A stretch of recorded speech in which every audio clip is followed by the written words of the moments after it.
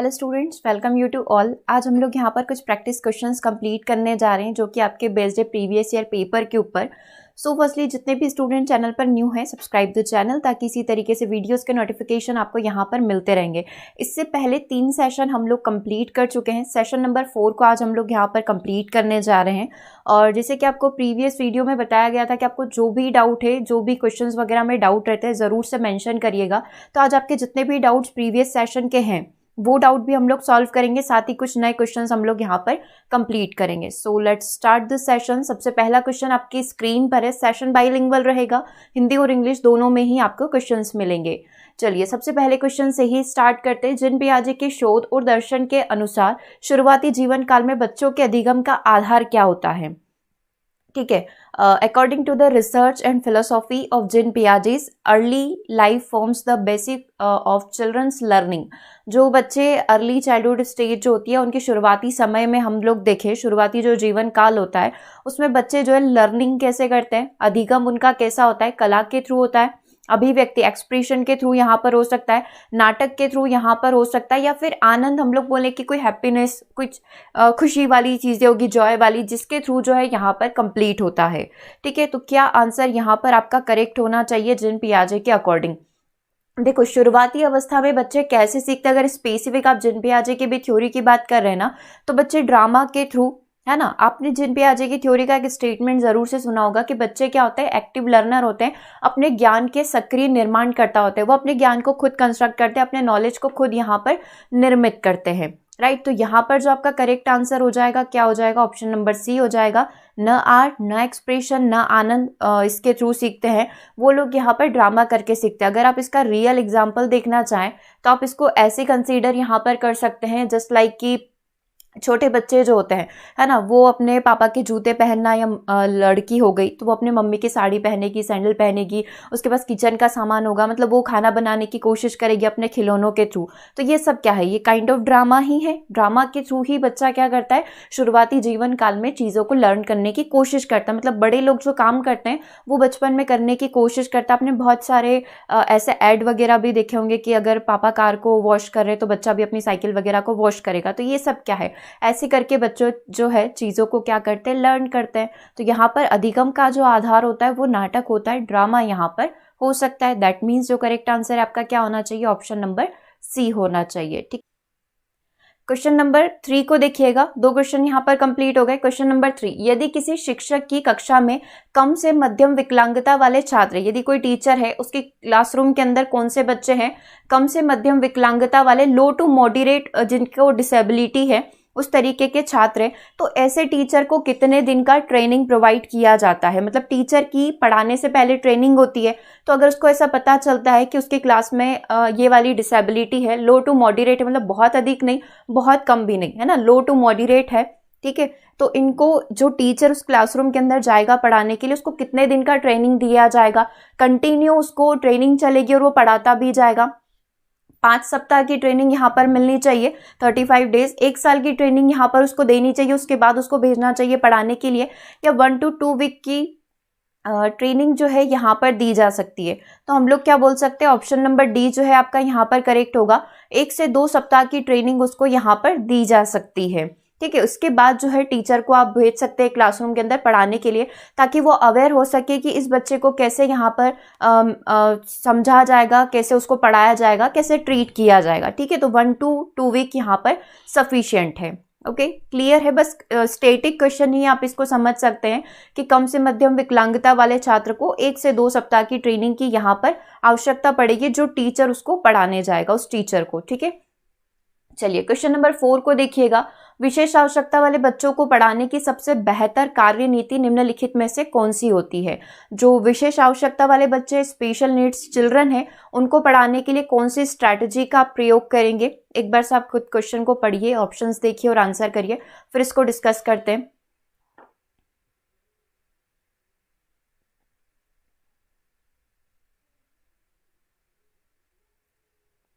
Start करें। देखो सबसे पहला ऑप्शन क्या बोल रहा है, कक्षा में चर्चा करना जिसमें अधिकांश विद्यार्थी शामिल किए गए हो।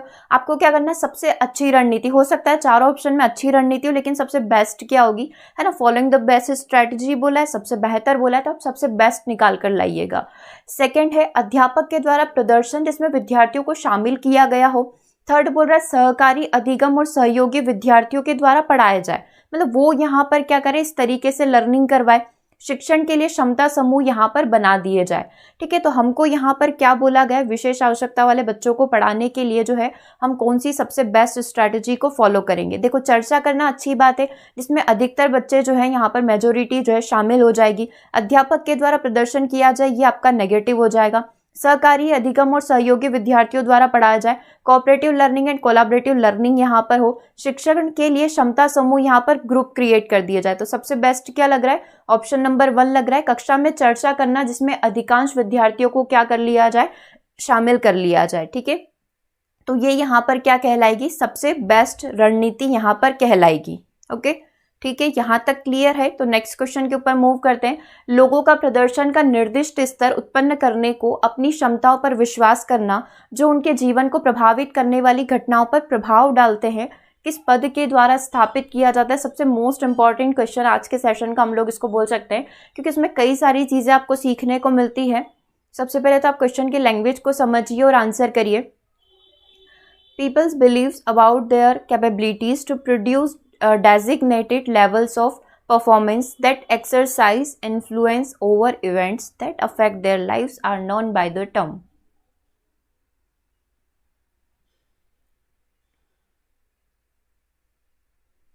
शायद आपने अगर इसको पढ़ा हो, अगर आपने हमारे अल्बर्ट बांडुरा की थ्योरी देखी है ना, तो उसकी जो डेफिनेशन आती है ना, जब आप पहली बार पढ़ते हैं और पहली लाइन जो पढ़ते हैं ना, तो अल्बर्ट बांडुरा की थ्योरी में आपको ये वाली लाइन दिखेगी।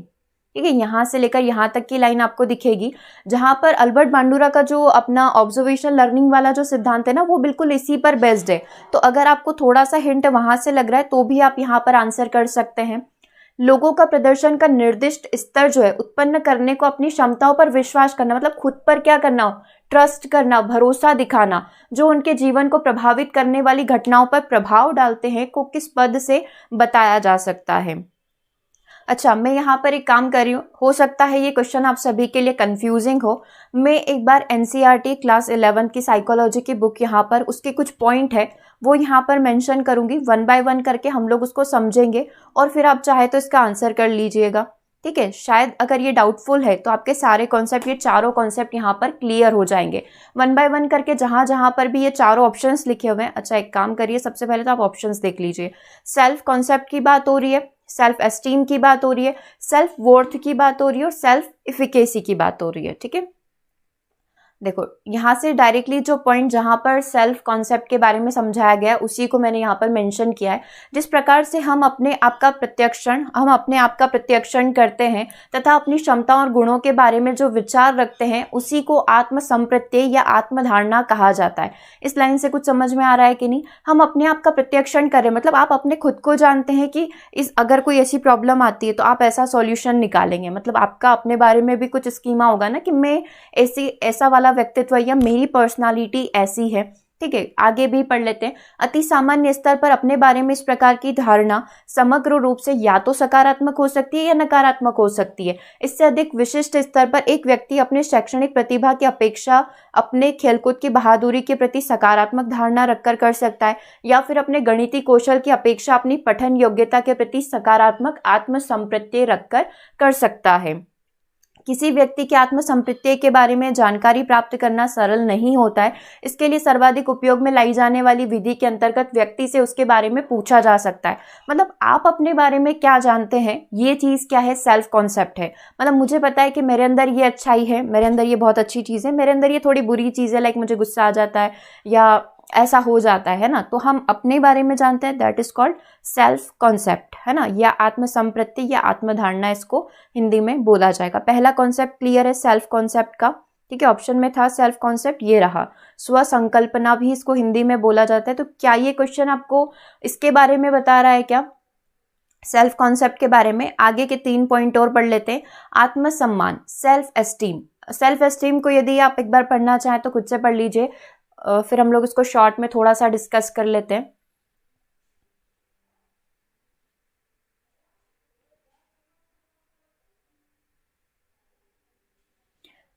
अच्छा, अगर आप चाहे तो स्क्रीनशॉट भी ले लेना, है ना। स्क्रीनशॉट अगर आपको लग रहा है कि बाद में मैं पूरा डिटेल में इसको एक बार और रिवाइज करना चाहूँगा तो ज़रूर से आप स्क्रीनशॉट लीजिएगा। देखो, आत्मसम्मान जिसको इंग्लिश में सेल्फ एस्टीम बोला जाता है, क्योंकि ये चीज़ें जो आप अब्राहम मास्लो का पदानुक्रमित सिद्धांत पढ़ते हैं वहाँ पर भी आपको बहुत हेल्प करती है, राइट। आत्मसम्मान, सेल्फ एस्टीम को आप ऐसे समझ सकते हैं जैसे कि मेरा खुद पर ट्रस्ट, है ना। पहले वाला तो कैपेबिलिटी, अपनी योग्यता के बारे में बताता था कि आपके अंदर क्या क्षमता है, क्या योग्यता है। एस्टीम आपके सम्मान की बात करता है, जहां पर आप अपने आत्मसम्मान को आगे रखते हैं। डायरेक्टली मैं यहाँ पर आ जाती हूँ, है ना। हम सदैव अपने मूल्य या मान और अपनी योग्यता के बारे में निर्णय या आकलन करते हैं। मतलब मुझे पता है कि ये चीज है ना, तो मैं खुद को वहां पर क्या कर लूंगी, आगे कर लूंगी। एक एग्जाम्पल से समझो इसको। उदाहरण के लिए किसी बालक या बालिका से यह पूछा जा सकता है कि मैं गृह कार्य करने में अच्छा हूं, अथवा या फिर मुझे अक्सर विभिन्न खेलों में भाग लेने के लिए चुना जाता है। मुझे ही पता है कि जब भी ऐसा कॉन्सेप्ट पढ़ाना होता है तो मुझे चुना जाता है कि प्लीज मैम आप ये वाला कॉन्सेप्ट जो है उसको एक्सप्लेन कर दीजिएगा। तो मुझे पता है कि शायद मैं जिन पियाजे की थ्योरी में अच्छी हूँ, तो मुझे इसके लिए जो है अगर स्टूडेंट को एक्सप्लेन करना हो तो मैं वहां जा सकती हूँ। इसी तरीके से आप भी किसी कार्य में परफेक्ट होंगे। मान लो कि आप रंगोली बनाने में परफेक्ट है, तो जैसे ही दिवाली आती सब लोग आपको ढूंढने लग जाते हैं कि प्लीज हमारे लिए रंगोली बना दीजिए। तो आपके अंदर वो एक क्षमता दिखी है, मतलब आपको अपने आप पर ट्रस्ट है कि आप उस कार्य को कंप्लीट कर देंगे। मतलब कुछ ऐसा स्पेसिफिक काम होता है ना जो आपके अंदर होता है। तो वही चीजें मेरे सहपाठियों के द्वारा मुझे रंगोली बनाने के लिए बुलाया जाता है, मेरे साथी जो है, क्योंकि मैं बहुत अच्छी बनाती हूँ। तो स्कूल कॉलेज में सब लोग मुझे ही बोलते हैं कि तुम जाकर बना दो, है ना। यदि बालक बालिका यह बताता या बताती है कि यह कथन उसके संदर्भ में सही है, मतलब कि हाँ सब सही बोल रहे हैं, मुझे घर में अकेले ही हूँ जो रंगोली बनाती हूँ, तो ये क्या है, उसके आत्मसम्मान उस दूसरे बालक बालिका की तुलना में अधिक होगा जो यह बताता या बताती है कि यह कथन उसके बारे में सही नहीं है। मतलब आप सिर्फ इसमें इतना समझ सकते हैं कि सेल्फ एस्टीम क्या बताता है, आपके आत्मसम्मान के बारे में बताता है। ठीक है, आगे यदि बात करें तो आत्म सक्षमता की बात यहाँ पर करी गई है। अच्छा, सेल्फ एस्टीम के बाद क्या आता है, ठीक है, आत्मसम्मान, सेल्फ एस्टीम हम लोगों ने कंप्लीट कर लिया। ये भी था ऑप्शन के अंदर, यस। सेकंड नंबर पर स्व आत्मसम्मान, जब हम लोग क्या कर रहे होते हैं, अपने आत्मसम्मान के बारे में बात कर रहे होते हैं। ठीक है, अब चाहे तो क्वेश्चन को देख लीजिए, एक बार नजर डाल लीजिए क्वेश्चन क्या था, ताकि आपको ध्यान रहे, है ना। लोगों का प्रदर्शन का निर्दिष्ट स्तर उत्पन्न करने को अपनी क्षमताओं पर विश्वास करना जो उनके जीवन को प्रभावित करने वाली घटनाओं पर प्रभाव डालते हैं। ठीक है, अब वापस से हम लोग थर्ड पॉइंट पर आ जाते हैं, सेल्फ इफिकेसी। ये हमें किस बारे में बताती है, सेल्फ इफिकेसी हमारे आत्म का एक अन्य महत्वपूर्ण पक्ष है। मतलब एस्टीम के अलावा और कॉन्सेप्ट के अलावा एक अदर लेवल है। लोग एक दूसरे से इस बात में भिन्न होते हैं कि उनका विश्वास इसमें है कि वे अपने स्वयं के परिणामों को स्वयं नियंत्रित कर सकते हैं। मतलब मेरी लाइफ में जो भी चीजें चल रही है मैं उसको कंट्रोल कर सकती हूँ, अथवा इसमें कि उनके जीवन के परिणाम भाग्य, नियति अथवा अन्य स्थिति परक कारकों के द्वारा नियंत्रित होते हैं, है ना। मतलब लक वाली चीज यहाँ पर बताई गई है। एग्जाम्पल आप ले सकते हैं कि परीक्षा में उत्तीर्ण होना। एक व्यक्ति यदि ऐसा विश्वास रखता है कि किसी स्थिति विशेष की मांगों के अनुसार उसमें योग्यता है या व्यवहार करने की क्षमता है, तो उसमें उच्च आत्म सक्षमता होती है। मतलब ये आपके किसके बारे में बता रहा है, ये आपके एप्टीट्यूड के बारे में बता रहा है। आप यदि इससे कनेक्ट कर कर देखें तो भी आप देख सकते हैं, बाकी सारे जो अभी तक पढ़े वो आपका एटीट्यूड था, वो आपके व्यवहार में था, लेकिन ये अंदर आपके अंदर एक ऐसी स्पेशल एबिलिटी होगी जो आपको दूसरों से क्या करती होगी, अलग करती होगी। और आप ये जानते हैं कि मेरा मैथ्स का कॉन्सेप्ट बहुत ही ज्यादा क्लियर है ना, और मैं इसको कंट्रोल कर सकता हूं, तो ये चीज आपके अंदर क्या कहलाएगी, सेल्फ इफिकेसी यहाँ पर कहलाती है। A person struggling to manage, ये एक एग्जाम्पल है। A person struggling to manage a chronic illness feels confident that they can get back or on track and improve their health by working hard and following their doctor's recommendation। एक व्यक्ति ऐसा विश्वास रखता है कि उसके अंदर जो बीमारी है वो बहुत जल्दी ठीक हो जाएगी यदि वो क्या करेगा, बहुत ज़्यादा मेहनत करेगा, और डॉक्टर ने जितनी भी रिकमेंड की है चीज़ें उन चीज़ों को यदि वो फॉलो करता है तो वो बहुत जल्दी ही यहाँ पर क्या हो सकता है, ठीक हो सकता है। तो इस लेवल का यदि कॉन्फिडेंस आपके अंदर है, मतलब चाहे वो आपका बिलीव हो, फेथ हो, लक हो, जो भी चीज़ें हो, नियति वगैरह को यदि आप मानते हैं, भाग्य को मानते हैं, है ना, तो ये चीज़ें क्या कहलाती है, आत्म सक्षमता। मैं इस कार्य को करने में क्या हूँ, सक्षम हूँ, तो इसको क्या बोला जाएगा, सेल्फ इफिकेसी बोला जाएगा। एक पॉइंट और देख लेते हैं, सेल्फ रेगुलेशन, आत्मनियमन का तात्पर्य हमारे अपने व्यवहार को संगठित और परिवीक्षण या मॉनिटर करने की योग्यता से है।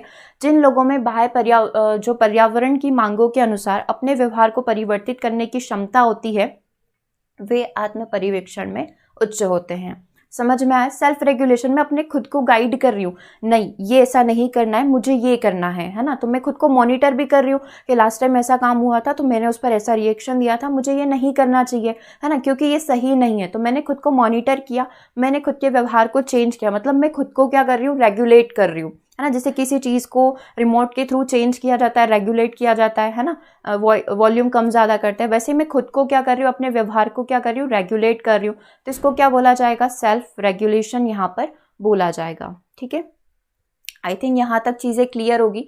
तो वापस एक बार क्वेश्चन के पास आते हैं और उसकी लैंग्वेज को देखते हैं। उसने क्या पूछा था, लोगों का प्रदर्शन का निर्दिष्ट स्तर, है ना, उनकी कैपेबिलिटी, जो अपनी क्षमताओं पर विश्वास करना, जो उनके जीवन को प्रभावित करने वाली घटनाओं पर प्रभाव डाले, उनके जीवन पर उस चीज़ का अफेक्ट दिखाई दे, है ना। तो उनके अंदर ऐसी कुछ क्षमताएं हैं, उन क्षमताओं पर उन्होंने क्या कर लिया, विश्वास कर लिया है ना, काइंड ऑफ फेथ, ऐसी कुछ बात हो रही है। तो हमारा आंसर यहाँ पर क्या होना चाहिए, सेल्फ एफिकेसी होना चाहिए। That means option number D. समझ में आ गया? देखो, आप अपने बारे में जानते हैं, know your self, self concept होता है, यह आंसर नहीं हो सकता था। आप अपने आत्मसम्मान के बारे में जानते हैं कि मेरा सम्मान कहाँ पर किया जाएगा, जब लोगों से कंपेयर किया जाएगा तो मुझे देखा जाएगा कि मैं इस काम में अच्छी हूँ। ठीक है, आपके अंदर क्या योग्यता है, self worth, self ability, self efficacy, आपके अंदर कुछ स्पेशल एबिलिटी होगी जो आपको दूसरों से डिफरेंट बनाती होगी, जहाँ पर आप खुद पर बिलीव करते होंगे। तो ये चीज़ क्या कहलाती है, सेल्फ इफिकेसी यहाँ पर कहलाती है। दैट मीन्स आंसर क्या होगा, ऑप्शन नंबर डी होगा।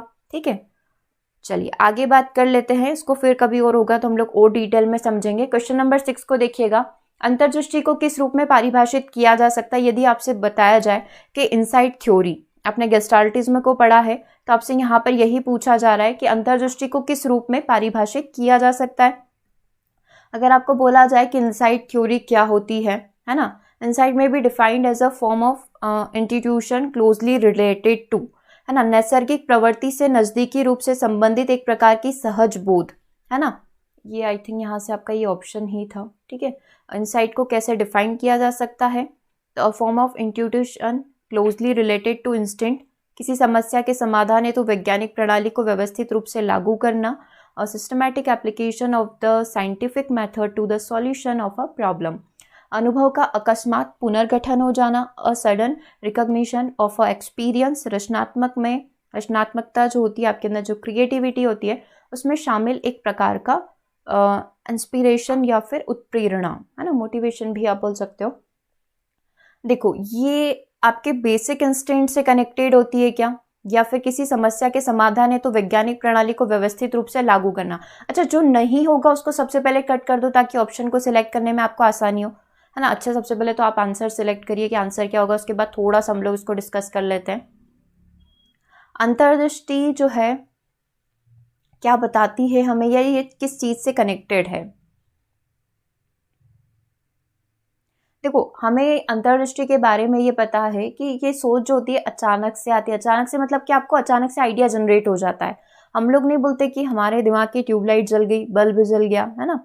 तो ये चीज़ क्या है, काइंड ऑफ वही है। फ्लैश बल्ब के बारे में भी आई थिंक आपने सुना होगा, मेमोरी के अंदर आता है फ्लैश बल्ब मेमोरी, राइट। तो ये तो आंसर नहीं हो सकता, ये क्रिएटिविटी नहीं हो सकती, ये सडन आइडिया होता है। तो अनुभव का एक अकस्मात पुनर्गठन, मतलब अभी तक आपका जो एक्सपीरियंस था, अभी तक आपने जितनी भी चीज़ें सीखी है A to Z अपनी लाइफ के अंदर, अचानक से किसी भी प्रॉब्लम को सॉल्व करने के लिए आपके दिमाग में एक आइडिया आ जाता है कि हाँ, इस प्रॉब्लम को ऐसे सॉल्व किया जा सकता है। तो आपके अनुभव का क्या होता है, अकस्मात पुनर्गठन यहाँ पर हो जाता है और आपको एक आइडिया यहाँ पर आ जाता है। बेसिकली दिमाग की बत्ती जल जाती है। ठीक है, तो करेक्ट आंसर क्या होना चाहिए, ऑप्शन नंबर सी होना चाहिए। ओके, ऑप्शन नंबर 1 को भी देख सकते हैं, नैसर्गिक प्रवृत्ति से नजदीकी रूप से एक समझ प्रकार की एक सहज बोध, मतलब एक सहज बोध आपके अंदर आ रही है, एक बेसिक आइडिया आपके अंदर आ रहा है। ठीक है, तो ये नैसर्गिक प्रवृत्ति की बात हो रही है। हम लोग देख रहे हैं कि अभी तक आपका जितना भी एक्सपीरियंस था उससे यहाँ पर क्या हो रहा है, एक आइडिया जनरेट हो रहा है। तो करेक्ट तो ये वाला लग रहा है, तो आंसर भी आपका क्या होगा, ऑप्शन नंबर सी होगा। चलिए क्वेश्चन नंबर 7 को देखिएगा, एक देशी शिक्षण सहायक सामग्री कैसी नहीं होना चाहिए। यस, क्या आंसर यहाँ पर करेक्ट होगा, एक देशी शिक्षण सामग्री को कैसा नहीं होना चाहिए, वो कॉस्टली नहीं होना चाहिए, दूर स्थानों से लाई गई सामग्री से निर्मित होना चाहिए, है ना। दूर स्थान मतलब कि उसको कहीं और से लाया गया, जैसे कि मेड इन चाइना, वो वाली चीज, है ना। स्थानीय तौर पर विकसित वहीं के लोगों के द्वारा डेवलप की जानी चाहिए। देशी शिक्षण सामग्री है तो उन्हीं के लोगों के द्वारा डेवलप होनी चाहिए। वो काफी क्या होनी चाहिए, प्रासंगिक होनी चाहिए, ठीक है। तो अगर हम लोग देखें कि करेक्ट आंसर यहाँ पर क्या होना चाहिए देशी शिक्षण सामग्री को लेकर, देखो यहाँ पर जो चीज या जो आंसर नहीं होगा सबसे पहले तो उसको हटा दो, ठीक है। स्थानीय तौर पर विकसित होनी चाहिए, ये आंसर नहीं होना चाहिए, है ना, क्योंकि आपसे पूछा क्या गया है, इज नॉट पूछा गया है। प्रासंगिक रिलेवेंट होना चाहिए, जिन बच्चों के लिए आप उसको काम लेकर आ रहे हैं उन्हीं से कनेक्टेड होना चाहिए, तो रिलेवेंट तो होना चाहिए, तो ये आपका आंसर नहीं हो सकता है। अब आप सिलेक्ट करेंगे कॉस्टली में से और made of material from far away places.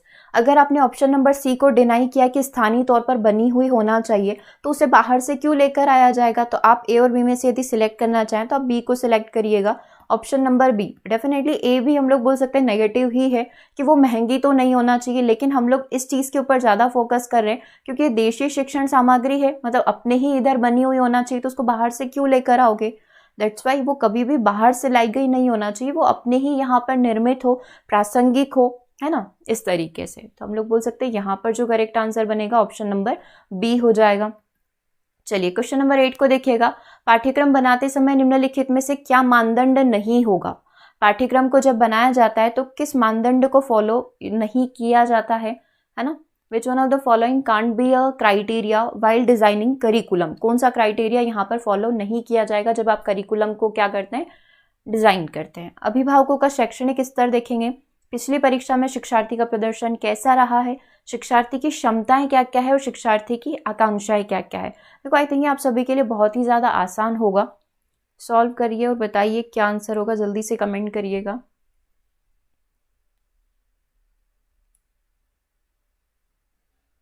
Last class या लास्ट एकेडमिक ईयर में बच्चों का परफॉर्मेंस कैसा था, डेफिनेटली हम लोग चेक करेंगे ताकि मुझे पता चले कि जिस क्लास को मैं पढ़ाने जा रही हूँ उसका लेवल क्या है, उसी के अकॉर्डिंग जो है मैं उनको चीज़ें पढ़ाऊंगी, ठीक है। बच्चों की एबिलिटीज़ क्या है, बच्चों की जो एक्सपेक्टेशंस हैं, उनकी जो आकांक्षाएं हैं या इंस्पिरेशंस जो है, वो सारी चीज़ें क्या है, तो इन चीज़ों पर फोकस किया जाएगा। उनके पेरेंट्स ने कहाँ तक पढ़ाई करी है या उनके पेरेंट्स का लेवल क्या है, शैक्षणिक स्तर क्या है, एजुकेशनल लेवल क्या है, ये चीज़ यहाँ पर मैटर नहीं करती है, ठीक है, क्योंकि आपको पढ़ाना बच्चों को है।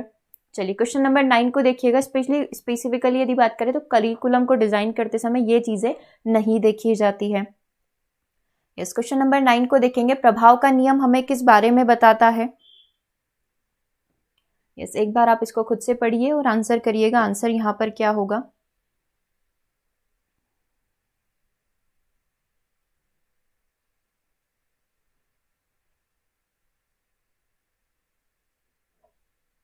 थॉर्नडाइक के नियम में से आपको ध्यान होगा 3 मुख्य नियम है, उनमें से एक नियम है आपका लॉ ऑफ इफेक्ट, प्रभाव का नियम।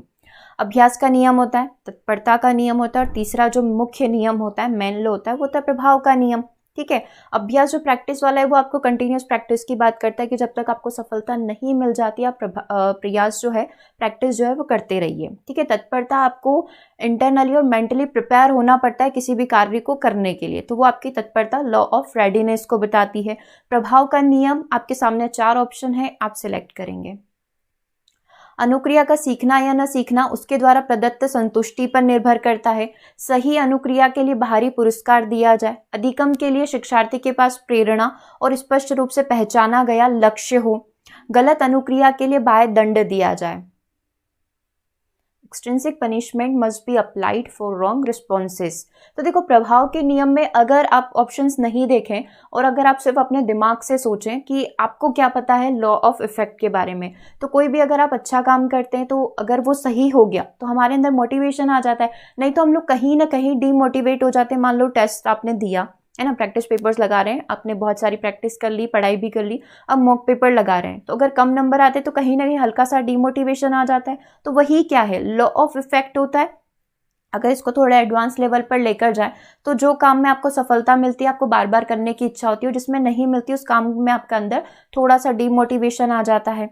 तो क्या मैं ये बोल सकती हूँ कि लर्निंग और non learning of responses is related to the satisfaction it provided. अनुक्रिया का सीखना या न सीखना उसके द्वारा प्रदत्त संतुष्टि के ऊपर निर्भर करता है, डेफिनेटली। तो करेक्ट आंसर क्या हो जाएगा आपका, ऑप्शन नंबर 1 हो जाएगा, ठीक है, क्योंकि इसमें बाहरी पुरस्कार पुरस्कार दंड की बात तो नहीं हो रही है, तो बी एंड डी तो नेगेटिव है। सी क्या बोल रहा था, अधिगम के लिए शिक्षार्थी के पास प्रेरणा और स्पष्ट रूप से पहचाना गया लक्ष्य हो, तो ये बोल रहा है कि आपके पास पहले गोल होना चाहिए। अभी हम लोग लक्ष्य की बात नहीं कर रहे, हम लोग इफेक्ट की बात कर रहे हैं। That's why option number 1 is right. चलिए क्वेश्चन नंबर 10 को देखिएगा। त्योहार मनाने पर प्रोजेक्ट पूरा करने के माध्यम से एक बच्चों का समूह बहुत से गणितीय कौशल सीख जाता है। मतलब त्योहार मनाने पर एक प्रोजेक्ट बनाया गया है कि दिवाली को कैसे सेलिब्रेट करेंगे, उस पर एक प्रोजेक्ट डिजाइन करवाया गया बच्चों से, ठीक है। तो उसके माध्यम से बच्चों ने बहुत सारे मैथमेटिकल जो स्किल्स है या अरिथमेटिक स्किल्स जो है उनको सीख लिया है। तो ये कौन सी लर्निंग कहलाएगी? अनियमित कौशल, इनफॉर्मल लर्निंग, संयोगिक कौशल, इंसिडेंटल लर्निंग होगी, फॉर्मल लर्निंग होगी या फिर नॉन फॉर्मल लर्निंग इसको बोला जाएगा। देखो मेनली हम लोग 3 टाइप की लर्निंग पढ़ते हैं, है ना। आई थिंक आपने सबसे अच्छे तरीके से इसको सोशलाइजेशन सामाजिकरण के चैप्टर में सीखा होगा कि लर्निंग जो है कितने तरीके से हो सकती है। तो देखिए यहाँ पर आंसर क्या होना चाहिए। देखो यहाँ पर क्या हुआ है, बच्चों को मैथ्स का प्रोजेक्ट दिया गया था, नहीं मैथ्स का प्रोजेक्ट भी नहीं, यहाँ पर क्या दिया गया था, बच्चों को एक प्रोजेक्ट दिया गया था कि आप त्योहार को कैसे सेलिब्रेट करेंगे, है ना। तो मतलब त्योहारों की जानकारी बच्चों को मिलना चाहिए थी, लेकिन इन्होंने क्या कर लिया, साथ के साथ गणितीय कौशल को भी सीख लिया है। तो ये तो संयोग से हुआ है, क्योंकि प्रोजेक्ट का ये टारगेट तो नहीं था कि वो मैथ्स की कैलकुलेशन वगैरह ये सब सिखाए, लेकिन बच्चों ने यहाँ पर संयोगवश क्या कर लिया है, मैथ्स को सीख लिया। तो इसको संयोगिक अधिगम बोला जा सकता है, डेफिनेटली इंसिडेंटल लर्निंग इसको यहाँ पर बोला जा सकता है। अब आप ये 3 ऑप्शन और समझ लीजिए कि इन 3 ऑप्शन का मतलब यहाँ पर क्या होता है। सबसे पहले यदि बात करें औपचारिक अधिगम हमें किसके बारे में बताता है, यदि आप किसी स्कूल में बैठकर, किसी इंस्टीट्यूट में बैठकर, किसी कोचिंग क्लास में बैठकर आपको स्पेसिफिक टाइम देकर पढ़ाया जा रहा है ना। मतलब आप कहीं पढ़ने के लिए जा रहे हैं, कुछ पढ़ रहे हैं, है ना, जिससे आपका कोई लक्ष्य अचीव हो जाए, कोई टारगेट आपका कंप्लीट हो जाए, तो वो क्या कहलाता है, फॉर्मल लर्निंग यहाँ पर कहलाता है, ठीक है। तो इस चीज़ को ध्यान रखिएगा कि आप जो पढ़ते हैं, जो आपको पढ़ाया जाता है, वो सारा का सारा फॉर्मल लर्निंग के अंदर आ जाता है। संयोगिक आपने सीख ही लिया, और यही इसका करेक्ट आंसर है कि संयोगिक आपने संयोगवश कुछ सीखने गए थे, उसके साथ साथ आपने कुछ नई चीज़ भी सीख ली, तो ये इंसिडेंटल लर्निंग है। अनौपचारिक अधिगम यहाँ पर क्या होता है, नॉन फॉर्मल लर्निंग क्या होती है, आप खुद से कुछ पढ़ रहे हैं, मतलब अपनी इच्छा से पढ़ रहे हैं, स्कूल वगैरह नहीं जा रहे हैं, आपने ऐसा कुछ पढ़ लिया, तो वो आपके लिए क्या कहलाएगा, नॉन फॉर्मल लर्निंग कहलाएगा। अब इनफॉर्मल क्या होता है, इनफॉर्मल ये होता है, आप इसको ऐसे समझ सकते हैं कि रास्ते चलते आपने कुछ नॉलेज वगैरह ले लिया, है ना, तो वो आपके लिए इनफॉर्मल यहाँ पर कहलाएगा। मतलब कुछ कार्य कर रहे थे और कुछ कार्य करते करते आपने कुछ चीज़ों को सीख लिया, तो ये चीज़ क्या कहलाती है, इनफॉर्मल यहाँ पर कहलाती है, ठीक है। तो औपचारिक आपको पता चल गया। अनौपचारिक मतलब आप खुद से अपने मन से कुछ पढ़ रहे हैं, है ना, कि मुझे ये भी साथ में कर लेना चाहिए, ये कोर्स भी साथ में कर लेना चाहिए, तो आप सेल्फ स्टडी वगैरह कर रहे हैं, कुछ भी इस तरीके से हो रहा है, वो आपके लिए अनौपचारिक होगा।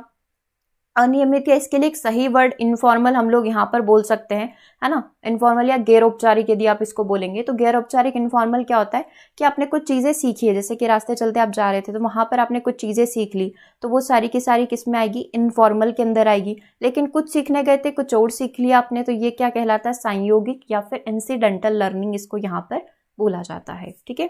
चलिए अब आपका एक डाउट था, वो डाउट मैं यहाँ पर ले रही हूँ। एक सेशन के अंदर क्वेश्चन नंबर 2 के अंदर आपका एक डाउट था, निम्नलिखित में से कौन से अधिगम परिणामों को निबंध प्रकार के प्रश्नों के द्वारा उपयुक्त जांच नहीं होती। मतलब जब आपके सामने ऐसे टाइप क्वेश्चन रखे जाते हैं तो उससे कौन सी चीज़ यहाँ पर नहीं चेक हो सकती है, या फिर इनको इन शॉर्ट बोला जाए, ऐसे टाइप क्वेश्चन का सबसे बड़ा ड्रॉबैक क्या होता है ना। आप इसको ऐसे भी समझ सकते हैं, क्वेश्चन यही पूछने की कोशिश कर रहा है कि एक ड्रॉबैक बता दीजिए ऐसे टाइप क्वेश्चन का। तो विचारों को सुव्यवस्थित और समाकलित करने की योग्यता, तो क्या आप इससे विचारों को सुव्यवस्थित नहीं कर सकते? डेफिनेटली कर सकते हैं। मान लो मुझे कोई ऐसे टाइप क्वेश्चन लिखने को दिया गया है ना, तो मैं उसमें लिखूंगी, तो मैं उसमें पहले उसका इंट्रोडक्शन जो है वो लिखूंगी, फिर लास्ट में उसमें जितनी भी मिड में जितनी भी चीज़ें मेंशन करनी स्टेप बाय स्टेप में मेंशन करूंगी, फिर उसका कंक्लूजन सार लिखूंगी कि आखिर अंत में ये चीज़ निकल कर आती है सामने।